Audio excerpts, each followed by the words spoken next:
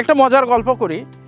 মজার গল্পটা হলো এরকম, আমি যখন এখানে ফার্স্ট টাইম, আমাদের এলাকাতে ফার্স্ট টাইম আমি যখন এই মালচিংটাই ফার্স্ট টাইম করা, সবাই বলতেছে এটা আবার কি চাষ, মাটি কবরের মতো করতেছে, মানে সবাই আমাকে পাগলই ভাবতেছে, এটা আবার কি হবে, এত উঁচু গাছ হবে না, মরে যাবে, এটা হবে সেটা হবে, অনেক ধরনের গল্প।